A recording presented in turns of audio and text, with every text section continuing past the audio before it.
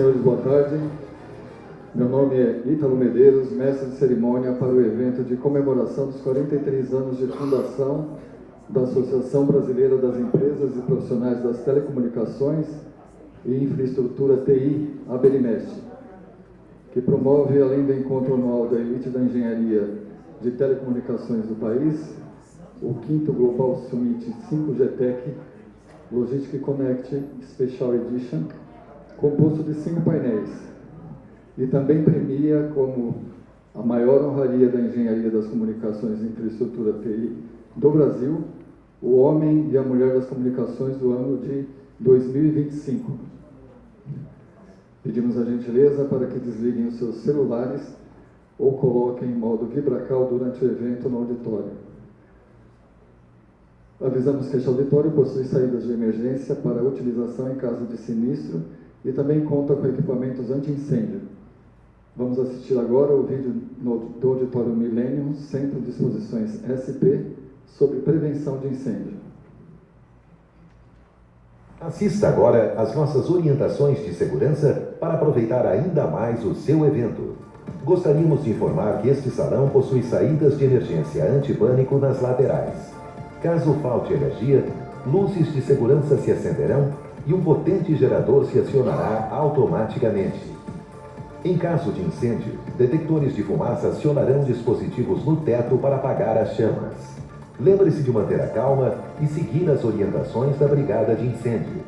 Para sua segurança, os corredores fora do salão estão sendo monitorados com circuito fechado de TV. Não custa lembrar, é proibido fumar, se alimentar e falar ao celular dentro dos auditórios. O Millennium não se responsabiliza por pertences pessoais deixados nas salas durante e nos intervalos dos eventos. O Millennium Centro de Convenções agradece a sua presença e lhe deseja um ótimo evento.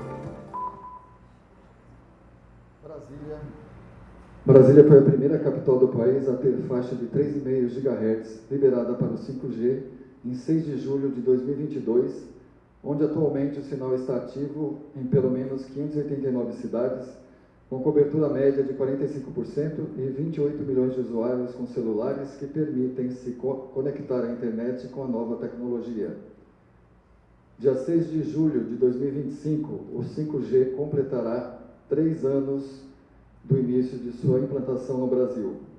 Se considerarmos as faixas de frequências de 2,3 GHz e 3,5 GHz, temos nos sistemas mais 810 municípios, incluindo todas as capitais com estações, torres e antenas, licenciadas e sinal ativo em pelo menos 589 cidades, com cobertura média de 45%. E 28 milhões de usuários com celulares que permitem se conectar à internet com a nova tecnologia. O 5G não é apenas uma atualização tecnológica, mas uma revolução que promete transformar a maneira como vivemos, trabalhamos e nos conectamos. Estamos apenas começando a explorar todo o seu potencial. Brasília foi a primeira capital do país a ter faixa de 3,5 GHz liberada para o 5G em 6 de julho de 2022. O edital do 5G, que fixou as regras da licitação realizada no final de 2021, estabeleceu compromissos para que todas as cidades brasileiras, 5.570 municípios, tenham sinal 5G em plenitude até o final de 2029. Esforços estão sendo feitos pelo setor e governo para antecipar essas ativações, bem como para a cobertura nas cidades onde estão sendo vendidos os serviços possam ser igual ou até maior que a do 4G. A cobertura nas cidades ativas aumenta a cada mês com acompanhamento da agência, bem como áreas de sombras são constantemente mapeadas para compor novas políticas públicas e prever investimentos em futuros leilões. Cronograma de atendimento aos municípios com população igual ou superior a 30 mil habitantes, 1.174 municípios. À medida que as operadoras ativam novas cidades e ampliam a cobertura, o estímulo para que o consumidor adquira um novo dispositivo é cada vez maior, permitindo usufruir das vantagens de melhor conexão à internet, redes sociais, chamadas e aplicativos, uso bancário e tantas outras possibilidades. Hoje existem aparelhos 5G com preços acessíveis. Outra informação importante, além das operadoras nacionais, prestadoras regionais começam a ativar suas redes, proporcionando maior competição, o que traz naturalmente novas ofertas, novas coberturas e serviços aos consumidores. Importante ressaltar que a Anatel, por meio dos trabalhos coordenados pelo Grupo de Acompanhamento da Implantação das Soluções para os Problemas de Interferência na faixa de 3.625 a 3.700 MHz GASP, liberou 4.302 municípios para a utilização da faixa de 3,5 GHz para as estações de 5G, os quais somados possuem uma população de 192 milhões de brasileiros, representando 90,20% da população.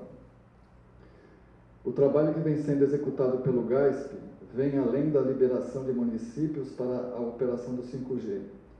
O grupo é composto por integrantes do Ministério das Comunicações, prestadoras vencedoras do edital, radiodifusoras e exploradoras de satélites. É atualmente presidido pelo conselheiro Carlos Baigorre, também presidente da agência. Neste momento, vamos compor a mesa para a abertura dos trabalhos do Quinto Global, solicitando aos convidados que utilizem a rampa de acesso à minha esquerda, chamando primeiramente o mediador do painel Inovação e Tecnologia com 5G IA, o engenheiro Reinaldo dos Santos, presidente nacional da Berimest.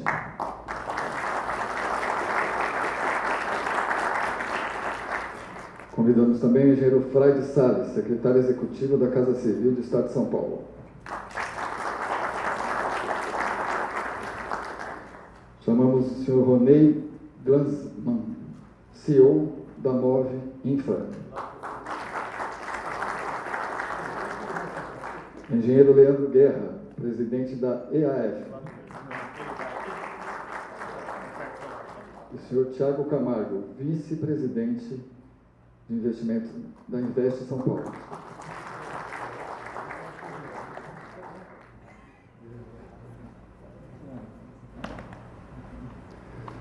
Agora, todos de pé, ouviremos o hino nacional brasileiro.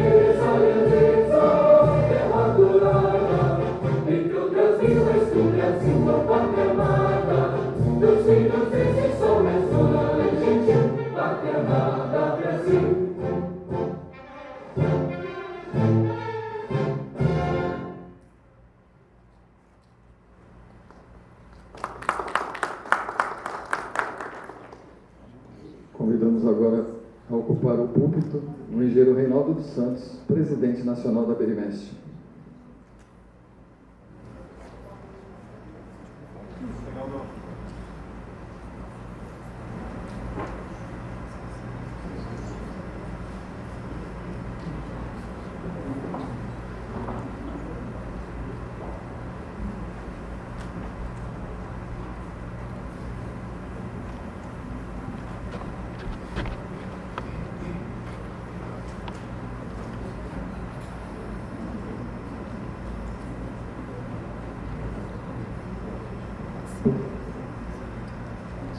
Boa tarde a todos. Eu gostaria de corrigir um pequeno erro aqui, na verdade um pequeno grande erro, e convidar para estar juntamente conosco o engenheiro Humberto de Alencar, que representa o prefeito de São Paulo. Né? A gente não poderia, por favor, foi um erro nosso aqui. Desculpe, viu, secretário? Acho que na hora de passar a informação aqui não foi um erro do mestre de cerimônias, foi na hora da informação ter chegado. Muito bem.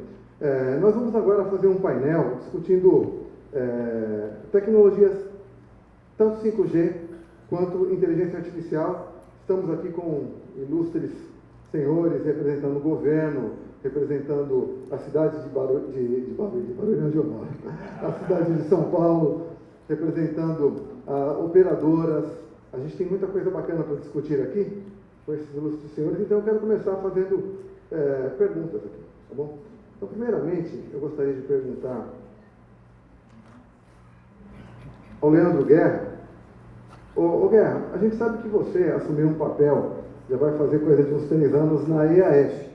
Se você pudesse contar para a gente um pouquinho, rapidamente, o que é a EAF, e também quero lhe perguntar o seguinte: como é que está o caminho para a implantação de 5G nas várias cidades brasileiras? Qual que é o status atual? Eu andei lendo que as cidades maiores já aconteceu, mas em nível nacional, como é que está? Então, comente um pouquinho o que é a EAF e a implantação do 5G no Brasil. Como que está a situação nos dias de hoje? Bom dia. Bom dia a todos. Agora sim. Bom dia, boa tarde, né, a todos e a todas. Bom, primeiro eu gostaria de agradecer o convite, Fábio. Reinaldo, obrigado pelo convite estar aqui hoje para falar um pouco da EAF, né, e como é que está o estágio do 5G. A EAF, a sigla EAF quer dizer Entidade Administradora da Faixa de 3,5 GHz, que é a principal frequência do 5G, onde o 5G se desenvolve, né, a nível mundial.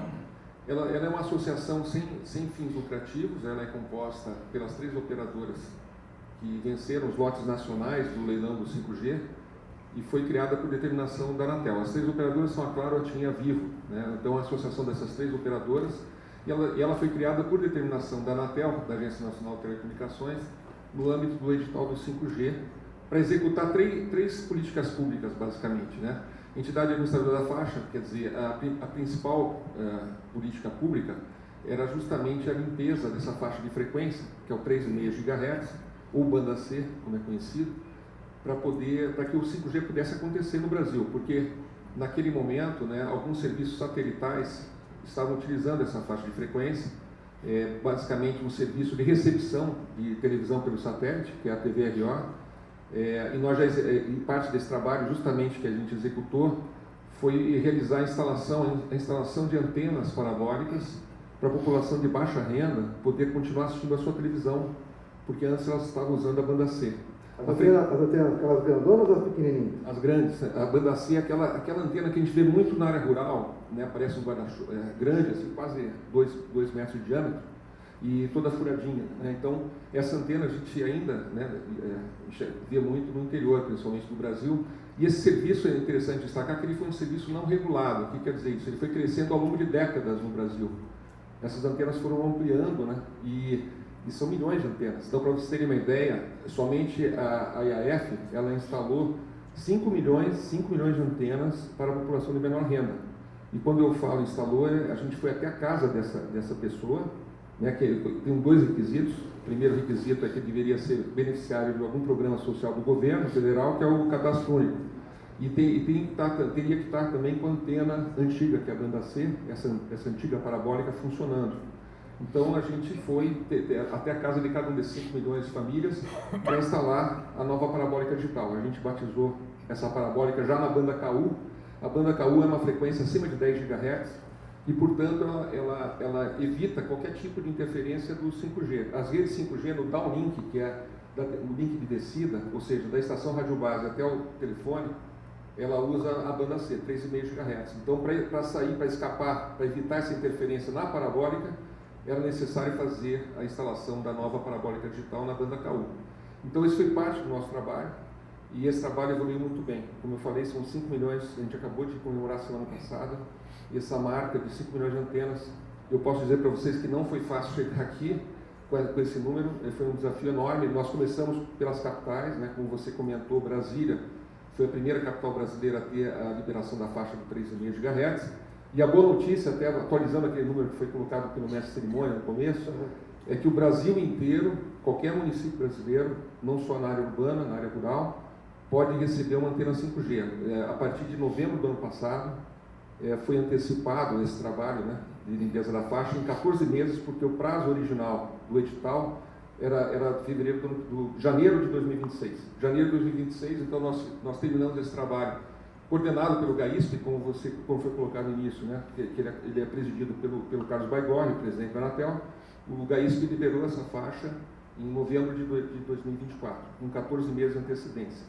E um trabalho muito importante que foi feito em paralelo à instalação dessas antenas para a população de baixa renda foi também a proteção das estações profissionais de satélite, que a gente chama de FSS. Esse sim, um serviço regulado, também serviço satelital, um quantitativo de antenas também razoável, né, porque foram praticamente 190 mil antenas, e um trabalho também de engenharia, porque para cada uma dessas antenas foi feita a instalação de um filtro, um equipamento de proteção, para que não sofresse também interferência do 5G.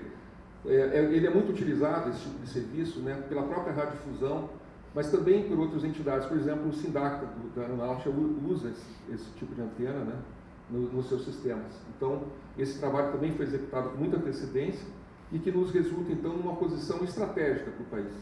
Porque hoje é possível instalar uma antena 5G em qualquer ponto do nosso território. Então, pode ser no interior do Amazonas, no interior de São Paulo, aqui na capital, qualquer lugar pode ser colocado uma antena 5G. E aí eu queria destacar um ponto muito relevante do 5G brasileiro, né? E também atualizando o número. Já são mais de 1.100 municípios que podem utilizar o 3,5 GHz, que já estão usando a frequência de 5G. Já tem rede 5G ali naqueles mais de 1.100 municípios. E o 5G brasileiro, que a gente chama essa frequência 5G puro, ele está destacado a nível internacional. Então, o Brasil, talvez pela primeira vez nessas ondas tecnológicas de telefonia móvel, e aí é muito mérito da Anatel e do governo brasileiro pela estratégia que foi adotada. Existe uma quantidade de espectro razoável aqui, né, bastante significativa, são 380 MHz. Cada operadora tem praticamente 100 MHz para trabalhar. Isso digamos, consegue-se usar o potencial, pleno potencial, eu diria, da tecnologia 5G standalone, né, que é o nome técnico, nessa frequência de 3,5 GHz. A decisão estratégica do governo da Anatel nesse processo de 3,5 GHz também se deve ao fato de usar o standalone, ou seja, uma rede pura, totalmente nova do 5G. O core da rede, todos os elementos da rede já são implantados com essa tecnologia, o que coloca o Brasil num patamar muito superior em termos de competição. Recentemente, para vocês terem uma ideia, final do ano passado, uma consultoria britânica, a OpenSignal, classificou as redes brasileiras entre as melhores do mundo, né? As três operadoras nacionais estão bem classificadas entre as 10 melhores do mundo, inclusive uma é primeira e outra é segunda. Isso coloca o Brasil num patamar diferenciado a nível de competição, e quando a gente pensa que o 5G ele não é só importante para nós como consumidores, mas para a indústria e para o agronegócio. Então, existe hoje um ecossistema no Brasil que proporciona muito investimento, atração de investimento em termos tecnológicos. Isso é mérito, como eu falei, dos atores aqui, especialmente a Anatel que está aqui presente. Legal. O que falta fazer, Guerra?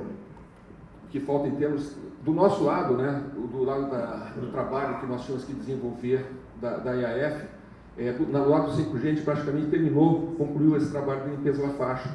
Está faltando instalar algumas antenas ainda, parabólicas para a população de baixa renda. O prazo de agendamento termina agora dia 30 de junho, e a gente tem mais 2 trabalhos para executar enquanto EAF.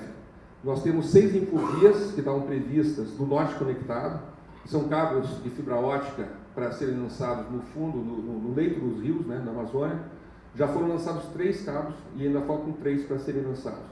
E o terceiro projeto, que esse é um projeto bem importante, né, tem a ver com a soberania nacional, que é a implantação de redes privativas para o governo federal, redes privativas e seguras. São redes de fibra ótica em cada uma das 27 capitais, e essas redes estão em franco desenvolvimento, na implantação delas. e uma rede móvel de missão crítica em Brasília, no Distrito Federal, que também está em desenvolvimento nesse momento. Legal, Guerra. Muito bom, muito bom. Obrigado, Guerra, pelos esclarecimentos. Aí fico feliz de saber que a gente está bem posicionado na implantação do 5G aqui no Brasil. Você falou que com o 5G se abrem oportunidades de investimento. A gente tem aqui presente conosco o Thiago Camargo, da Invest São Paulo, que tem aí como missão cuidar de buscar investidores aqui para o governo, para o estado de São Paulo. Se você puder, Thiago, por gentileza, comenta um pouquinho para nós aqui o que faz a Invest São Paulo. E eu lhe pergunto, São Paulo possui algum foco para atrair empresas globais de inteligência artificial e 5G para São Paulo? E, além disso, quais são os segmentos que mais têm atraído investidores aqui dentro do nosso estado? Boa tarde para todos. Primeiro, um erro comum, né? Sempre que a gente vai falar da Invest, um erro comum a Invest, ela não investe. Ela busca investimento. Exatamente. Estou falando, é do pessoa do dinheiro. Eu, às vezes, eu fico até com dificuldade de negar, porque eu tenho a impressão que me tratam melhor quando eu acho que eu sou a pessoa do dinheiro, mas infelizmente eu não sou. Então, o banco, a Desenvolve São Paulo, que é o banco de fomento, né? E a gente brinca, né? A Invest é quem desenvolve, a Desenvolve é quem investe. Então, o papel da Invest é, de fato, trazer desenvolvimento através da busca por novos investidores para auxiliar na expansão dos investimentos e geração de emprego. Então, basicamente, esse é o nosso papel. A maneira que a gente faz isso é na busca ativa por novos investidores, fazendo missões. A gente está sempre num contato muito forte com as empresas para garantir que as necessidades delas sejam atendidas. Então, desde o primeiro passo, seja na busca por um terreno, né, a gente brinca, esse é um caso real, quando a empresa chega, muitas empresas a gente fala, olha, eu preciso de um terreno para me instalar, então eu preciso de um terreno, e a gente tem uma coisa chamada PIP, né, que é uma planilha de informação de projeto, onde a empresa fala tudo que precisa, eu preciso de tantos mil metros quadrados, com tal disponibilidade de energia, tal distância de uma subestação, essa disponibilidade de água, e no máximo 10 quilômetros de um campo de golfe. Isso realmente aconteceu e a gente achou a empresa, a gente achou o terreno. Então, nem precisa dizer que era uma empresa japonesa, né? Então, assim, a gente faz isso, a gente faz também uma assessoria tributária, uma assessoria ambiental, tudo é gratuito. Então, todas as empresas que estão em expansão de investimento ou novos investimentos, a gente faz esse auxílio. E nessa busca por novos investidores e também pelo desenvolvimento, são dois pontos. O investimento em 5G e o investimento habilitado pelo 5G. Em conectividade em geral, não só no 5G, a gente, hoje, assim, das empresas, dentre as 10 empresas que mais investem no Brasil todo ano, eu diria que pelo menos, eu diria que as 3 maiores operadoras estão entre as 10 que mais investem todo ano, né, Leandro? Acho que, assim, a Telefônica, ela é a segunda que mais investe, acho que firmemente aí. A Claro é top 5, a TIM fez um investimento gigantesco também, pelo menos em São Paulo, ela é hoje a que mais tem antenas 5G. Então, o investimento em 5G, em conectividade, ele vem muito dessas obrigações assumidas, mas elas acabam sendo habilitadoras de novos investimentos da iniciativa privada. Então, a partir do momento que você tem uma rede com baixíssima latência, uma rede que ela pode ser fatiada para você ter aplicações dedicadas, então isso aí também permite que as empresas façam suas redes privativas, isso permite que novos modelos de negócio sejam estabelecidos. Os novos modelos de negócio que são habilitados pelo 5G, eles ainda não chegaram, eles não dependem só da conectividade, né? Para a gente ter, sei lá, um carro autônomo depende também do código de trânsito, para a gente ter cirurgia remota pela internet depende do CFM também, está de acordo com isso. Mas a vantagem é que a gente já está habilitado para isso.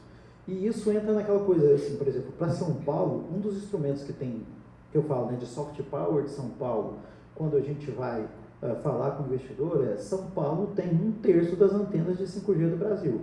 São Paulo tem hoje, já tem 5G hoje em quase 300 cidades. Então, são 645 municípios, quase metade. Você não tem nenhum outro estado sequer perto disso.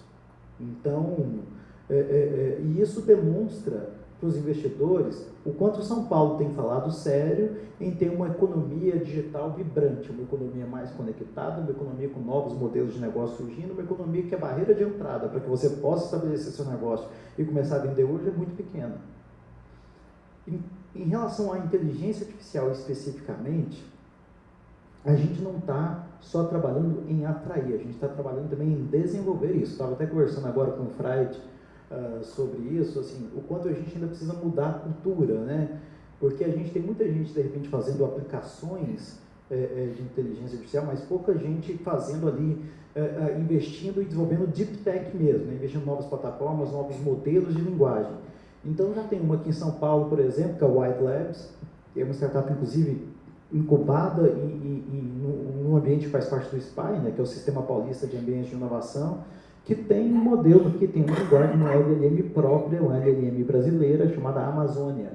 Então, e o foco dessa LLM é ter mais conhecimento de fato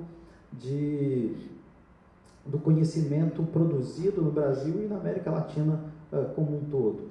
Então, São Paulo tem desenvolvido, São Paulo, mas sem perder o foco em também trazer outras empresas grandes, mas a gente quer estar na linha de frente de inteligência artificial.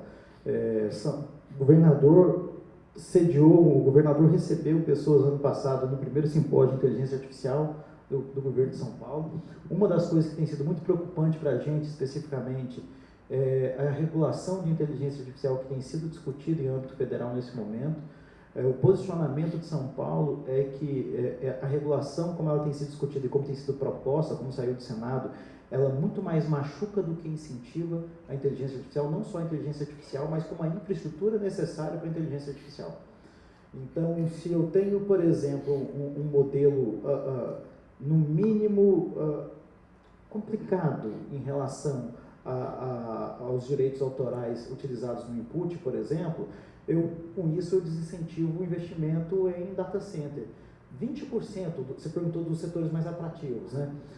São Paulo, né, liderado aí pelo secretário Jorge Lima, desde que o governador Tarcísio assumiu, São Paulo já atraiu mais de 530 bilhões de reais em novos investimentos. Né? E quase 20% disso são novos data centers. Não é só edge data center, não, são hyperscales mesmo, dedicados a treinamento de novos modelos de linguagem. São 90 bi de investimentos em data center. Então, hoje, para que a gente tenha mais, a gente tem dois limitadores. Né? A gente tem um limitador da transmissão de energia, e aí esse é um problema no Brasil inteiro. Então, São Paulo tem capacidade de produção, a gente tem até uma capacidade ociosa de geração de energia, mas o Brasil inteiro está engargalado com capacidade de transmissão. Isso a gente depende do governo federal. O outro ponto que a gente também tem dependido do governo federal é na questão de regulação de inteligência artificial. Então, conectividade, inteligência artificial, hoje eu posso dizer que eles são um dos setores mais atrativos para novos investimentos, e a gente fica muito feliz de eventos como esse que mostram a importância de ter o governo, academia e empresas em conjunto para possibilitar novos investimentos, novos modelos de negócio e geração de mais emprego e renda para todo mundo. Legal, Thiago, muito obrigado. Thiago, para terminar, vamos aplaudir, né? Merece. Para terminar, ela pertence a alguma secretaria do governo do estado? É uma autarquia? Exatamente como é que está posicionada? A Invest São Paulo é um serviço social autônomo, como é a Apex, né, do governo federal, a BDI, ligado à Secretaria de Desenvolvimento Econômico. Então, a gente fica ali no chapéu da Secretaria de Desenvolvimento Econômico. A Secretaria de Desenvolvimento Econômico, ela tem a Desenvolve São Paulo, o Banco do Povo, a Jusesp e a Invest São Paulo. Então, isso tudo é o guarda-chuva da Secretaria de Desenvolvimento Econômico. Vocês ajudam, então, a fomentar a entrada de investidores que queiram fazer negócios aqui dentro do estado. Caso alguém tenha interesse, tenha relacionamento no mercado, conheça uma multinacional que queira investir no Brasil, qual o caminho para chegar aqui? Me dá um abraço aqui, ó, gente. A gente fala, dar um abraço, vamos conversar. Mas eu tô com os cartões aqui também. O caminho e esse é o meu papel especificamente dentro da Invest São Paulo. Então, dentro da Invest São Paulo, eu sou a pessoa responsável pela busca desses novos investimentos. Então, quem estiver articulando com alguma multinacional que nesse momento esteja pensando em expansão, alguma empresa de fora que esteja pensando em conquistar novos mercados, não preciso falar para ninguém que São Paulo é o melhor lugar para se estar. E aí a gente auxilia para que São Paulo seja ainda melhor para essas empresas que estão entrando. Legal. Muito obrigado mais uma vez, viu, Thiago Camargo. Já que a gente está falando do estado de São Paulo, eu gostaria de falar sobre o governo do estado de São Paulo mesmo, porque ele tem sido muito dinâmico em muitas áreas. Então, eu queria perguntar ao Fred Salles, que é da Casa Civil do Governo do Estado, você poderia comentar qual a perspectiva do governo quanto à inovação tecnológica nos serviços públicos, como educação, saúde, segurança pública? Existem parcerias com os municípios? Como é que o nosso governo está se posicionando no uso de tecnologias para esses vários serviços? Boa tarde, tudo Boa bem? tarde. Quanto tempo eu tenho para responder? É longo. 50 minutos aí? Tá bom. Vamos lá. Você perguntou das iniciativas, né, e do que o governo está incentivando. Então, o governador, como alguém que vem, né, da área de engenharia, né, ele sempre acreditou na tecnologia como um habilitador, né, uma infraestrutura. Ele é da área de infraestrutura e sempre acreditou que a infraestrutura bem planejada, né, é o que permite o crescimento. E o crescimento vai ser feito pelo mercado, certo? Essa é a visão dele. Ele sempre estimulou que cada um dos secretários, dentro das suas áreas, eles busquem soluções que possam, né, com o 5G, com a IA e com outras tecnologias, modernizar e pavimentar, né, vou usar uma palavra dele, né, pavimentar essa estrada para o futuro. Tá? No caso, então, eu vou pegar a educação.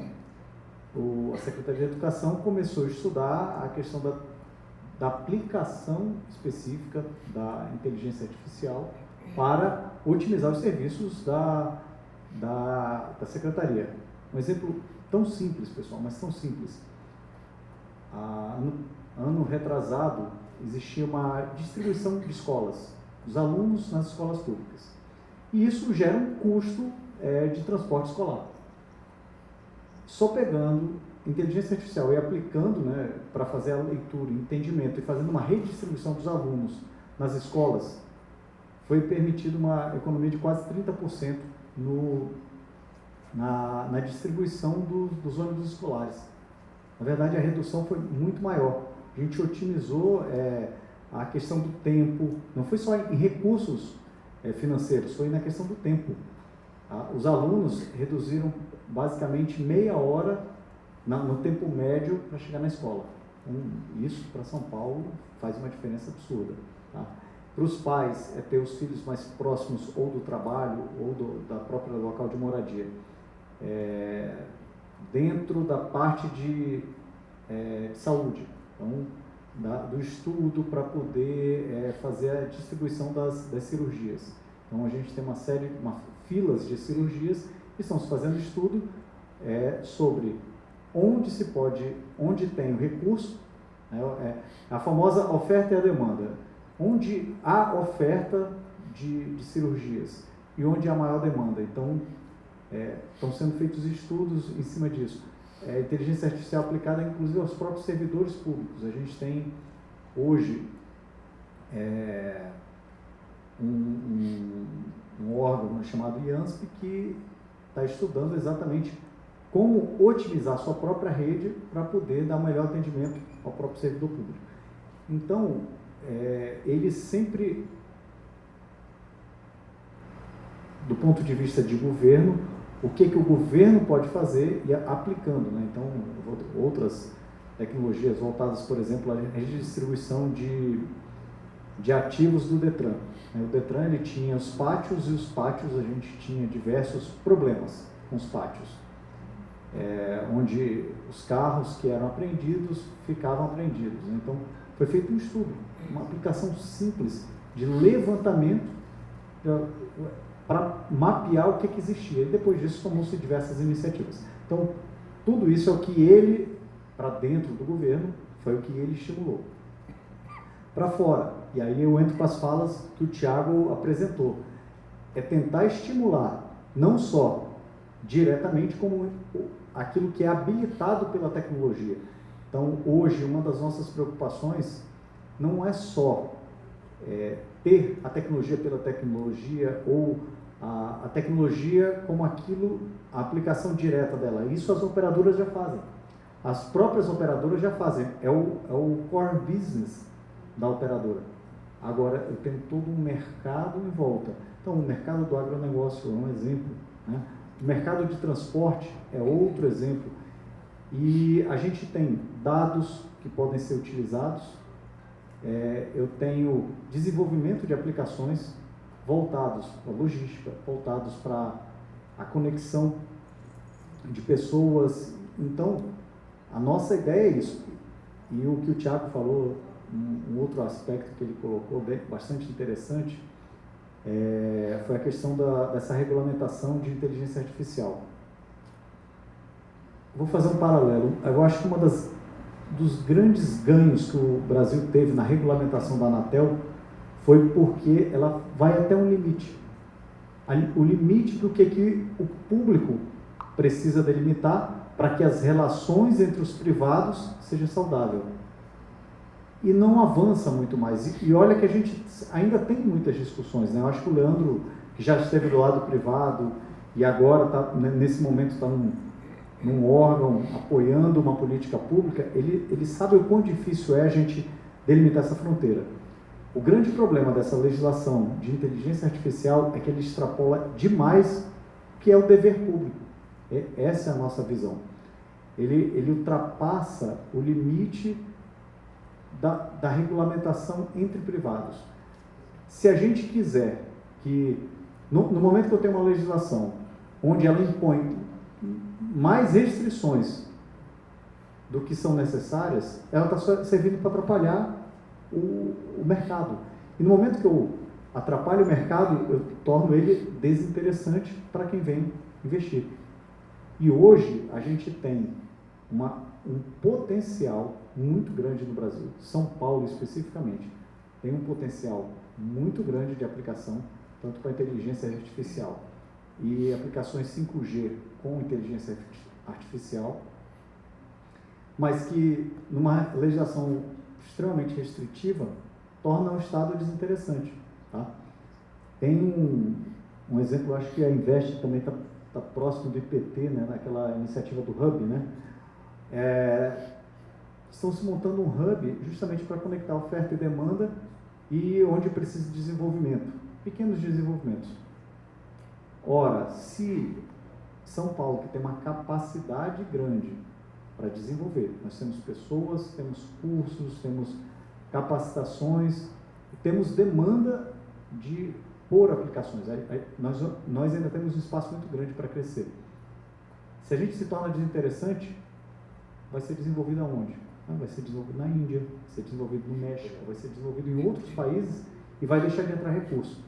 Eu tenho grandes empresas aqui em São Paulo que haviam saído, multinacionais, que haviam tirado o desenvolvimento daqui, voltado para a matriz e que hoje estão voltando para São Paulo. Por quê? Porque está perto do cliente, porque está próximo ao desenvolvimento e à necessidade, aplicações bancárias, aplicações no agro, aplicações nas ferrovias, aplicações nas estradas. Eu tenho diversas outras aplicações, né? Aplicações de meio ambiente. A gente tem tanta aplicação interessante de meio ambiente e a gente tem um espaço de crescimento grande. Ora, para onde vai esse desenvolvimento?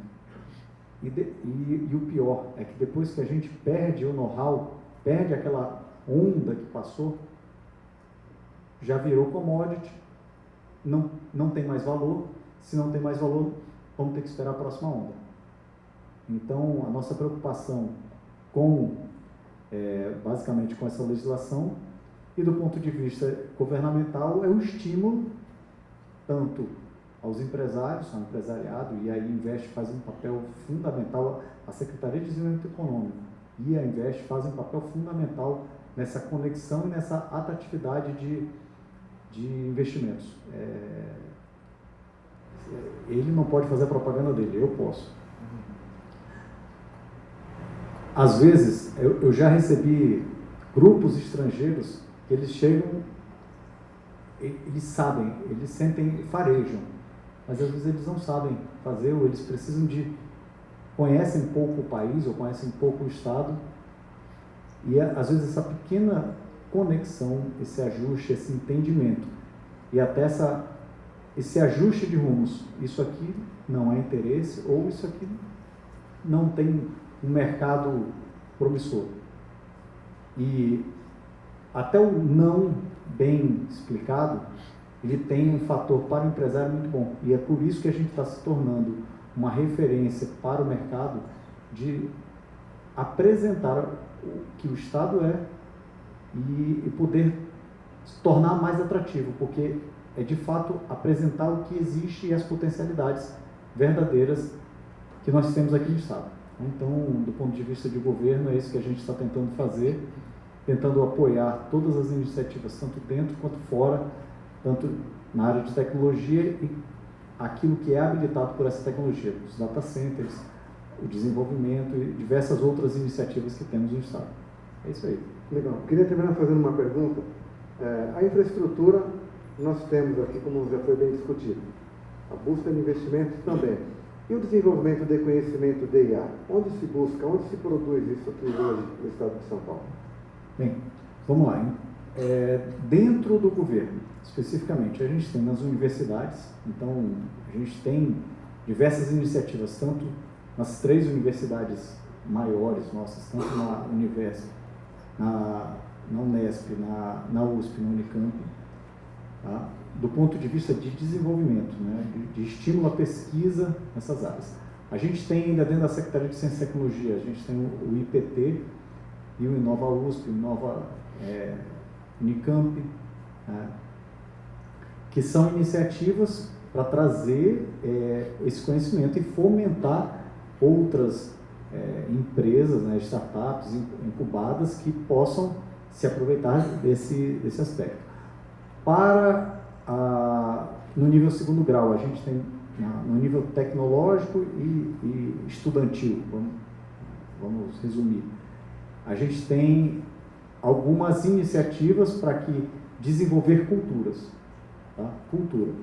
A cultura tanto do empreendedorismo, porque boa parte dessas aplicações elas também envolvem um pequeno empreendedorismo do jovem, né? É uma outra mudança de concepção, né? Hoje o jovem ele também não quer mais, é um problema que a gente está enfrentando, isso aqui sem crescer muito, né? Foi feita uma pesquisa entre os jovens e a maioria não quer ser mais funcionário, não quer ser CLT. É uma mudança de cultura nos jovens, nessa geração.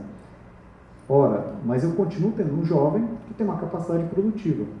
E eu tenho empresas demandando por serviços.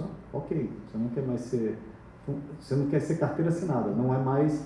Antigamente, né, há 30 anos atrás, o seu pai te dava os parabéns se você fosse carteira assinada. Hoje ele não quer mais ser. Ora, mas ao invés de a gente perder ele para o YouTube, para o TikTok, para ser influencer, vamos perder ele para ele ser um empresário, um microempresário, tentando empreender, desenvolver aplicativos, etc.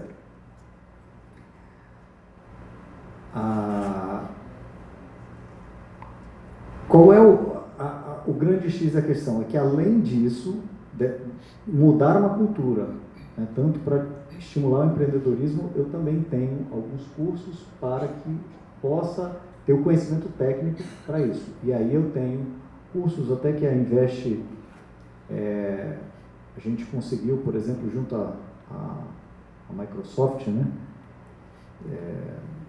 Enfim, e outros cursos voltados para a área de inteligência artificial. Muito obrigado. Vamos então para a próxima pergunta. Moveinfra, o Ronei Glasman, a dinâmica de transportes em São Paulo é gigantesca. Eu sei que a Moveinfra, ela tem em torno de si as grandes concessionárias que cuidam das autoestradas que a gente tem aqui no nosso estado. Você tem percebido o uso de IA nas associadas da Moveinfra? Sabe informar se o 5G trouxe benefícios a este impressionante segmento? Legal, obrigado. Alguém me presta um? Liberou. Obrigado. Reinaldo, obrigado. Primeiro, agradecer enormemente o convite, né? Em nome do Fábio Galvão também, um prazer para nós estarmos aqui, uma honra. Como você muito bem colocou, primeiro deixa eu explicar o que é o Moveinfra, né? Ou a Moveinfra.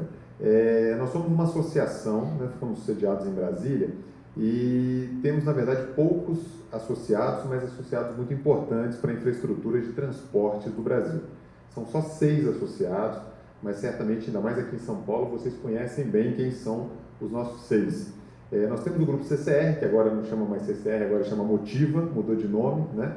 Então tem, por exemplo, as grandes concessões rodoviárias aqui de São Paulo, como a Autoban, como a Via Dutra e por aí vai. Temos o grupo Eco Rodovias, né? Tem a famosa Imigrantes, tem a Carvalho Pinto e outras mais aí e por aí vai. Temos no setor ferroviário, tem um grupo de investidores multimodal, né? Então nós temos a Rumo Logística, né? Que faz toda a logística aí, né? Do Mato Grosso até o Porto de Santos, né? Tem a Malha Paulista. Por falar em Porto de Santos, lá no Porto de Santos nós temos a Santos Brasil, que é um dos maiores terminais de contêineres da América do Sul, né? Temos também o grupo Ultra Cargo, o grupo Ultra por meio da Ultra Cargo, né? Que faz toda a logística, todo mundo conhece os postos de Ipiranga, os famosos botijões de gás, os azuizinhos, né? Que é do grupo Ultra, toda a logística pela Ultra Cargo. E temos também a Hidrovias do Brasil, que agora também faz parte do grupo Ultra, e aí opera mais na região norte do país com a parte de transporte hidroviário, as barcaças de hidrovias. E para nós, como investidores, né, investidores todos eles de longo prazo, né, de fôlego, né, porque os investimentos são muito, só na Dutra estão sendo investidos mais de 15 bilhões de reais na Dutra, né. Daqui a pouco nós vamos fazer a terceira descida aí da Imigrantes, né, que é um projeto com o governo de São Paulo, que também vai mais aí do que quase 15 bi de investimento, vai ter o maior túnel rodoviário da América do Sul, vai ser um túnel de 6 quilômetros. São 21 quilômetros de descida, a nova descida, 17 em túneis, e são uma sequência de 6 túneis, só um deles vai ter 6 quilômetros. Né? Hoje o maior túnel fica lá na Tamoios, lá no litoral norte, e 5 quilômetros e pouco, agora a gente vai ter um de 6. Então, só para vocês entenderem o tamanho do que a gente representa. E para nós, é muito importante a gente estar aqui com vocês da área de comunicação, da área do 5G, da área de TI, porque para nós é vital, cada vez mais vital, essa questão da conectividade. Né? O governo federal acabou de lançar, agora está em consulta pública, inclusive, até queria convidar a todos aí para darem uma olhada nessa consulta pública, o Plano Nacional de Conectividade das Rodovias Federais. Eu falo dele já. Né? A ideia é que a gente tenha aí cobertura, pelo menos 4G, mas desejável 5G, em todas as rodovias concedidas do Brasil. O Brasil já está chegando agora a 30 mil quilômetros de rodovias concedidas. Boa parte delas aqui no estado de São Paulo, né? E agora a gente está espalhando o Brasil afora essas concessões. E em breve chegaremos a 40 mil quilômetros, né? Porque tem todo um pipeline aí que a gente fala, uma carteira de projetos dos estados, do governo federal, né? Então a gente vai chegar a 40 mil quilômetros. Só para vocês terem uma ideia, 40 mil quilômetros, para a gente ter uma noção do que é isso, é uma volta do planeta Terra, né? Mais um pouquinho. O Equador, né? Ele tem em torno de 40 mil quilômetros. Então o Brasil, de fato, tem aí um dos maiores, talvez o maior programa de concessão de rodovias. E qual que é o desafio? O desafio é a gente conectar essas rodovias. Por quê? Porque é vital, é fundamental para as rodovias brasileiras estarem conectadas. Primeiro porque o passageiro precisa da conectividade por uma questão de segurança. Né? Furou um pneu, estragou um veículo, teve um acidente. Né? É fundamental que ele esteja conectado, porque senão ele fica literalmente num deserto, né? Ele tem que dar sinal ali na carona para ver se alguma alma abençoada para assistir. Se ele tem a conectividade, ele consegue mandar uma mensagem, chamar um guincho, um resgate, por aí vai, falar com as autoridades. Outro ponto importante é a rastreabilidade dos veículos. Né? O Brasil tem problemas históricos com roubo de carga, né? E a conectividade nas rodovias, ela diminui muito a questão do roubo de carga, porque permite uma rastreabilidade mais acurada de veículos, seja de carga, seja de passageiro, enfim, qualquer tipo de veículo. Um outro ponto importante é o negócio, o business que tem em torno disso. Quando eu tenho uma rodovia conectada, com conectividade ao longo de toda a sua via, e o desafio da rodovia é isso, ela é uma infraestrutura linear, né? É diferente do aeroporto, porque o aeroporto é uma coisa concentrada. Hoje eu cheguei em Congonhas tem cobertura 5G, ok, é um ponto ali, né? Tem um rádio, eu boto uma antena ali, uma estação radiobase, atende aquilo. O problema da rodovia é que às vezes ela tem 700, 800, 1000 quilômetros de distância, ela é linear e a gente precisa, né, ao longo dessa linearidade toda, conectar. Mas é fundamental. E isso gera negócios também, né? Gera negócios com propaganda, com serviços que podem ser ofertados, inclusive a questão da bilhetagem e do pagamento. São Paulo é pioneiro, o governo federal está na mesma linha do chamado Free Flow. O que é o Free Flow? O Free Flow é aquele serviço de rodovia que acaba com aquelas chatíssimas estações de pedágio, né? Praças de pedágio. O Free Flow são pórticos que o carro passa, né? Quem já andou pela Flórida deve ter visto isso recentemente, Estados Unidos, Europa, o carro, até no Chile também tem, e o Brasil agora também já começa a ter. O veículo passa por ali, se ele tem a tagzinha, já debita automaticamente da tag dele. Se ele não tem a tag, o sistema captura a placa do veículo e depois o usuário entra lá no aplicativo e faz o pagamento. Mas para fazer isso, ele tem que ter conectividade. Não adianta, né? Às vezes você passa ali no Free Flow e fala, tá bom, quero pagar, porque se eu não pagar agora, eu vou esquecer de pagar futuramente. Então, vou pagar. Se não tem sinal de internet, você não paga. Então, por isso que tem, o governo federal veio com essa iniciativa e certamente o governo de São Paulo já está até mais avançado sobre esse aspecto. As rodovias daqui, eu sou testemunho que eu uso as rodovias e elas são muito bem conectadas. Eu estava usando muito um trecho até o Vale do Paraíba, saída de São Paulo até São José dos Campos, tanto pela Carvalho Pinto quanto pela Dutra, com sinal 100% durante todo o trajeto. Eu fazia, inclusive, participava de reuniões e tal no carro, conectado. Então, para nós é muito importante, eu diria que é crucial falar da conectividade. Mas não só na área de rodovias, né? A gente tem que pensar também na área de ferrovias, tem uma série de iniciativas acontecendo, principalmente com relação à rastreabilidade da carga, né? A gente tem que pensar que a soja que está embarcando lá em Rondonópolis, no Mato Grosso, e ela vai descer de trem e vai chegar até o Porto de Santos e depois vai ser tombada num navio, o cliente lá na China já está esperando essa mercadoria. E quando eu tenho essa conectividade ao longo da via, eu consigo saber exatamente quando chega a minha carga, aonde ela está, como ela está sendo transportada. Isso sem falar dos aeroportos.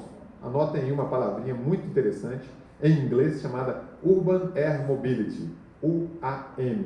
Isso é uma revolução que está acontecendo, daqui a pouco vocês vão ver. Os carros voadores, quando eu falo isso, o pessoal acha que eu sou maluco, né? Fala, esse menino aí não está muito bem na cabeça. Mas é verdade.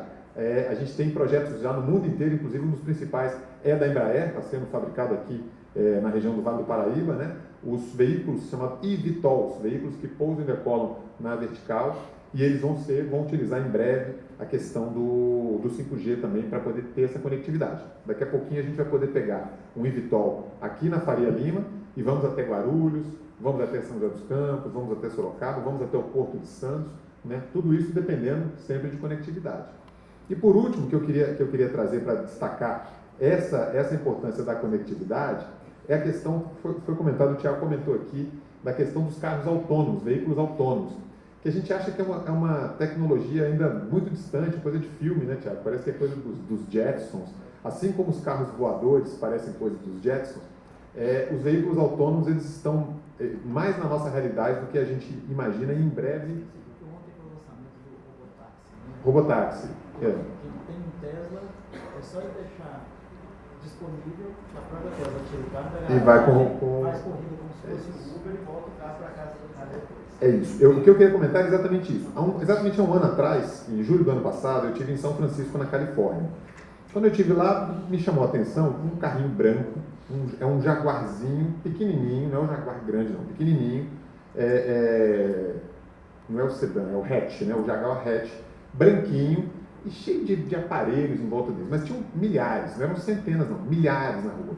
E me chamou a atenção aquilo, eu falei, o que é isso, esse carro aqui, todo diferente e tal? É um veículo autônomo, né? São Francisco já está com uma frota de 5.000 veículos autônomos rodando. Eu falei, mas isso não é possível, vocês estão de brincadeira. Não, baixa o aplicativo aí, quem tiver curiosidade, chama Waymo, W-A-Y-M-O.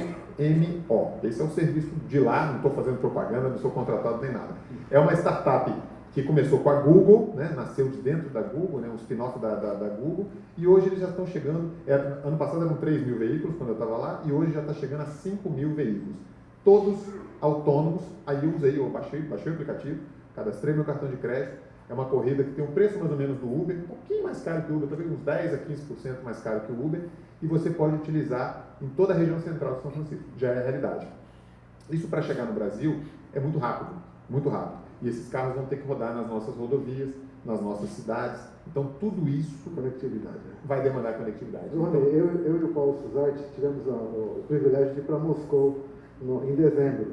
E quando chegou lá, uma empresa chamada Yandex falou: vocês querem dar uma volta no nosso carro autônomo?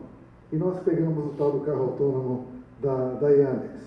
E estávamos indo pela rodovia, e parece que foi uma coisa planejada aquilo.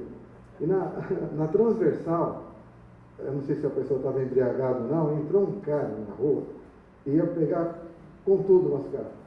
O sistema calculou a velocidade que ele vinha, reduziu a velocidade, saiu. É impressionante. É impressionante. A questão de segurança. A gente precisou ir no banheiro logo em seguida, depois desse. E o mais interessante, Reinaldo, eu confesso que quando eu usei pela primeira vez. Mas funciona. Funciona super bem. Então. Mas a gente tem uma certa aversão. Você fala, putz, eu vou entrar num carro, né? Como é que é isso? Sem motorista e tal. Mas os meus filhos que estavam comigo, de 9 e 12 anos, já viram isso com uma maior naturalidade. Assim, a partir de então, usou a primeira vez, a segunda, a terceira vez, acabou, virou a realidade deles. E ninguém queria mais andar de Uber, porque falaram, não, papai, como assim? A gente vai andar num carro que tem motorista? Não, vamos pegar o que é autônomo, que é muito mais seguro, muito mais confiável, não tem problema, é matemático, né? Então não tem colisão e tal. Então, qual que é a mensagem que eu trago? Setor de infraestrutura, setor de transporte e setor de telecomunicações, nós vamos ter que conversar muito, ainda mais nos próximos anos. Legal. Muito obrigado, viu, pela sua apresentação muito boa. E para terminar, gostaria de conversar com o nosso secretário, o engenheiro Humberto de Alencar. Cidades inteligentes é um tema corrente em todos os fóruns de tecnologia hoje em dia. São Paulo, a maior cidade brasileira, tem qual perspectiva sobre serviços de cidades inteligentes implantados aqui? O senhor poderia citar alguns que estão implantados já hoje em dia ou planejados? Como que São Paulo está posicionado nesse negócio aí de cidade inteligente? Antes de mais nada, eu queria agradecer o convite e também cumprimentar aqui na figura do Coronel Flávio Salles, os demais componentes da mesa, trazer um caloroso abraço ao nosso prefeito Ricardo Nunes, que não é só um entusiasta da inovação, é um mão na massa da inovação, está lá na Itália, procurando novas tecnologias de aproveitamento energético de resíduos sólidos. Eu trago aqui algumas coisas que vão espantar vocês aqui. Não precisa ir lá fora, a gente já tem isso aqui, tá? A minha história, eu sou da USP, vou puxar a sardinha de algumas coisas mais São Paulo, Estado, governo, cidade. A gente tem aqui, né, o primo da Invest SP, que é a nossa SP Negócio, também tem toda uma infraestrutura que dá apoio a essas ações. E o fato de eu ter aceitado o desafio, né, de sair, me ausentar enquanto pesquisador no Estado de São Paulo e enfrentar essas realidades de levar a inovação para um ente que está na capilaridade do sistema, talvez essa seja a grande diferença, né, que a gente chama dos entes subnacionais, que tem uma função estratégica importantíssima, que é eles que estão na ponta, né, para levar esse serviço, para melhorar a qualidade de vida da população, e a inovação ela é imprescindível como um meio para isso, e só vai fazer sentido se a gente realmente estiver impactando com volumetria, né, e aí a gente já põe uma outra variável aqui, né, não é fazer um teste aqui, um teste ali, é realmente volumetria. E volumetria, Big Data, São Paulo é Big Data na veia. Então, não só de oportunidades, mas também de desafios, né? E aí a gente entra no tema dizendo que você tem que ter realmente infraestrutura e você tem que ter ações concretas. E eu diria, avançaria um pouco mais, vou voltar na provocação de que já temos aqui, porque a gente começou a lançar programas de inovação de uma forma nunca antes vista, num ambiente da municipalidade, exatamente estreitando esse vale da morte, né, que é o salto da transferência da tecnologia, né, dos ambientes onde já existe inovação, sem querer reinventar a roda. A gente já tem aqui na cidade universitária, como exemplo, maior produção de conhecimento por metro quadrado da América Latina, mas como transferir isso? Então, aqui vem um outro fator importantíssimo, que é segurança jurídica e marcos regulatórios que realmente atendam à realidade de inovação. Senão a gente vai ficar, de novo, numa prova de conceito, num piloto, e a gente não vai dar volumetria, a gente não vai... E o que é volumetria? Para quem tem empreendedor, é a sua sobrevivência. Para gestores públicos para a população, é dar o maior impacto possível para o maior número de pessoas, né, e melhorar os serviços e atingir. Então, São Paulo tem essas características todas. E a gente conseguiu inverter várias lógicas aí. Eu vou começar a tentar ser bastante conciso, porque a gente trouxe bastante coisa inovadora, no sentido da segurança jurídica. Então, aqui, 12 de fevereiro, né, a gente conseguiu já ter, por decreto, a regulamentação do Marco Federal da Ciência, Tecnologia e Inovação, que ele une, no único decreto, o Marco das Startups e o Marco da Ciência, Tecnologia e Inovação. Traduzindo em miúdos, o que é isso? É você poder dar oportunidade para todo o ecossistema de processos desburocratizados para acesso a recurso público e para você escalar isso no ambiente onde as coisas precisam acontecer.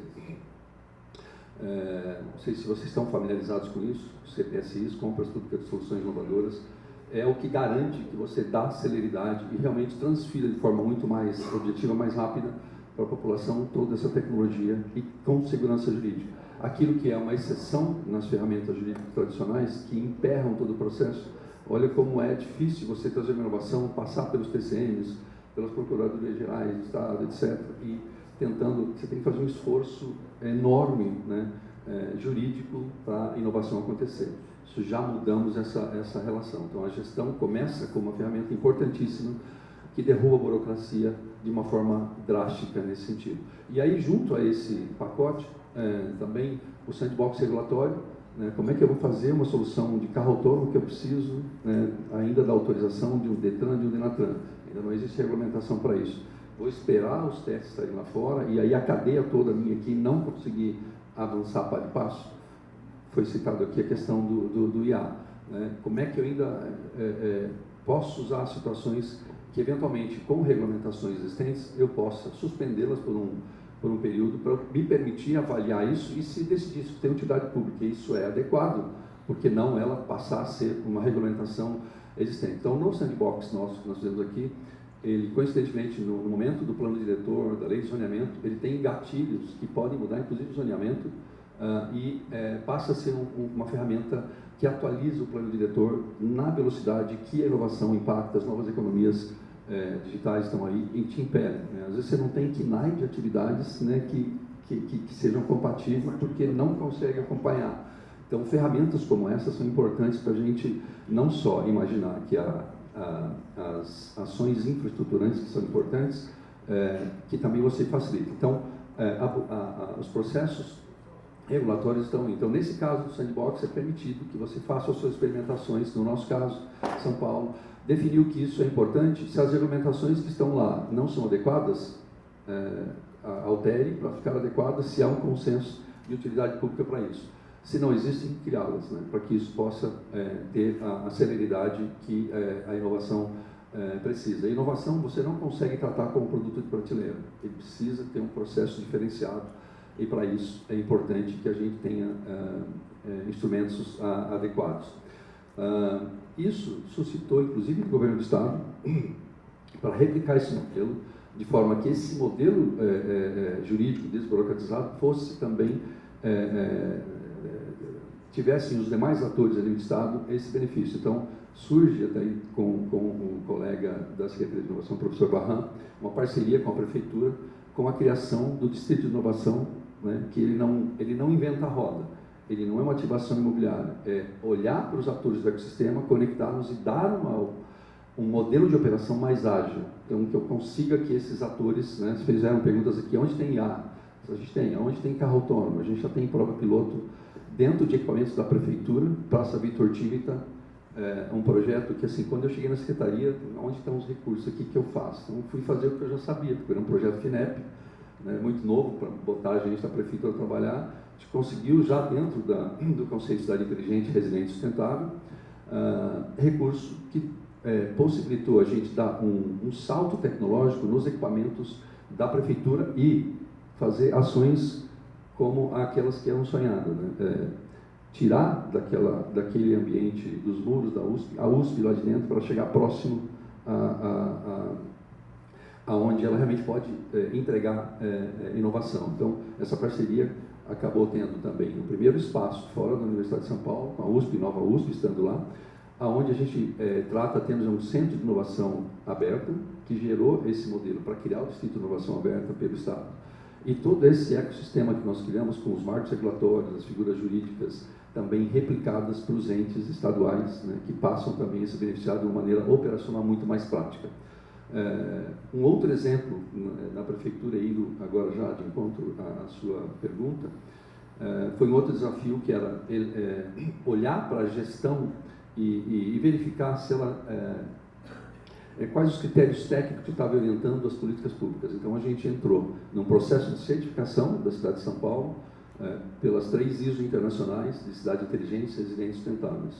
Hoje, pensando para trás, eu não teria feito se eu tivesse parado um pouquinho para pensar. Imagina você certificar uma administração com 150 mil funcionários, buscar evidências. Já é parto você fazer ISO para empresas, imagina. Mas a gente teve gratas surpresas, porque a jornada começou a ser o mais importante. A troca do mindset, a troca da cultura, né, dos processos burocráticos, os servidores observando que já faziam políticas públicas orientadas a indicadores de uma forma bastante madura. E aqui vai um outro ponto positivo do nosso prefeito, ter submetido a administração dele a uma auditoria internacional, e de cara batemos os níveis máximos de certificação, 2 platina e ouro, mas não a certificação pela certificação. Ela mostrou quais os caminhos nós devemos seguir de forma que a tecnologia realmente transfira para a sociedade os benefícios. E nesse caminho também se criou agora no início da gestão o plano de metas muito orientado a isso, a esses objetivos, e as metas muito pé no chão, fazendo com que você crie centros de inovação aberta, onde a USP, os provedores de solução possam estar presentes, e a partir dessas unidades de inovação, citando agora novamente lá o nosso local que está servindo de modelo, que fica na Praça Vitor Tigre, então não sei se vocês conhecem, em Pinheiros, era uma estação antiga de incineração, era um lixão ali, então tem um prédio icônico, né, tem um chaminé lá, então está todo requalificado com hub de startups, apoio, né, treinamento para jovens talentos de periferia, e a gente segurar e reter esses talentos que já não têm um perfil como a gente já, né, percebe que não é mais carteira assinada, mas estando ali na ponta, você consegue identificar isso é fazer cidade inteligente, isso é fazer cidade resiliente, isso é fazer cidade sustentável. Na ponta do sistema, observar essas oportunidades, né, levar a tecnologia, mas também levar uma infraestrutura, não só tecnológica, mas um modelo de gestão que seja adequado para isso. Aí sim a gente consegue bater volumetria, a gente consegue transferir, a gente consegue articular o ecossistema de forma muito mais objetiva e ágil. E mais recentemente, só para falar dos temas aqui, a gente está lançando eu não vou chamar de prova de conceito, porque ela remete aos fatores antigos, prova de conceito visando escala, porque agora a gente já tem mecanismos jurídicos para provar isso aí. Então, um sandbox com o Vitol, na nossa Vitol, e não só pensando no Vitol, mas toda a infraestrutura de abastecimento que vai precisar para isso, a infraestrutura de telecomunicação. A gente está numa região ali que é um grande sandbox, não que o sandbox seja só aquela região, a gente também deixou o nosso sandbox para toda a região metropolitana. Até porque, se tiver uma solução que seja importante comercialmente para o setor, a gente pode ter a inferência e dizer, não, eu quero que você vá ali também nas periferias, porque a gente precisa, não é só ter antena no centro, mas ter antena na periferia como um exemplo aí figurativo. O carro autônomo, também a gente já está tendo lá agora, já fechou com a startup para já fazer esse piloto visando escala, e também as redes privativas, né? Já tem que começar a fazer isso, porque você imagina, para a Prefeitura de São Paulo, uma obrigação, é uma demanda importantíssima. E queria fazer uma outra provocação aqui: rede móvel de missão crítica só para o Brasília, não. Missão crítica aqui, olha, você pediu exemplos, né? Olha o Smart Sampa, né? A gente tem câmeras, né, fixas, daqui a pouco câmeras, né, nos GCMs, então você tem necessidade de baixa latência, sistemas móveis filmando, edge computing, daqui a pouco você precisa fazer também esse processamento de borda, de forma que o analytics não seja um grande impedimento para esse tipo de tecnologia. Então, já finalmente respondendo as suas perguntas, soluções de Smart City importantíssimos, os ônibus elétricos, o Wi-Fi dentro dos ônibus, né, permitindo que a população tenha acesso a isso, mas é um grande desafio. Né? Se você for imaginar, é uma iniciativa importante de X mil ônibus, etc., mas olha o tamanho da frota, aqui a gente volta para a volumetria. Né? Se você for colocar isso tudo, cadê 5G para você ter isso? Cadê a disponibilidade de infraestrutura para isso? Então, sempre para passo, com um desafio, oportunidades. Então, um pouco do que eu queria falar nessa primeira provocação aqui. E eu queria fazer alguma pergunta que se me permitir também. Como vocês estão pensando de tecnologia com relação a Open Run e Open AI, no sentido de não só desafogar esse processo, né, de infraestrutura, porque isso vai permitir menos energia, vai permitir uma computação de data center mais desafogada, porque aí uma grande oportunidade de você criar o seu próprio cloud. E aí, missões críticas que uma Prodan tem, uma Prudence, poder ter o seu próprio cloud, e isso é importantíssimo. Então, acho que é um desafio, fica aqui a provocação, mas vamos seguir, me coloco à disposição para falar disso tudo. Acho que é difícil, né, prefeituras trazerem esse nível de desafios, mas gostaria de poder seguir trocando com vocês e apresentar tudo que a gente tem feito, inclusive para mostrar as POCs que vão fazer de 5G, eventual, aquelas que vão realmente puxar e tentar validar todas essas características que precisam ser testadas. Muito obrigado. Muito obrigado, secretário Humberto de Alencar. O caminho da cidade inteligente é um caminho longo, né? Um conceito bastante amplo, muita coisa a fazer. Então, a sua provocação fica para a gente remover um pensamento aqui, o que pode ser feito. Eu quero agradecer ao Thiago Camargo, da Invest São Paulo, o engenheiro Freud Salles, secretário executivo da Casa Civil do Estado de São Paulo, o Ronei Glansman, CEO da Monge Infra, o engenheiro Leandro Guerra, presidente da EAF, o nosso secretário, o engenheiro Humberto de Alencar, secretário junto de Inovação e Tecnologia do município de São Paulo, por terem participado desse painel que a gente poderia discutir aqui muito mais tempo, tem tanta coisa. Cada pergunta dessa que eu fiz aqui, essa que eu fiz para o Fred, queria ficar dando uma aula, né? Mas eu agradeço, peço a todos eles uma salva de palmas, por favor.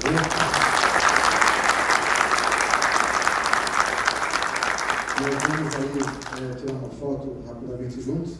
Eu devolvo a palavra aqui, a gente vai para o segundo painel. Eu menciono já aqui, acho que é melhor ele chamar, enquanto a gente vai tirar a foto.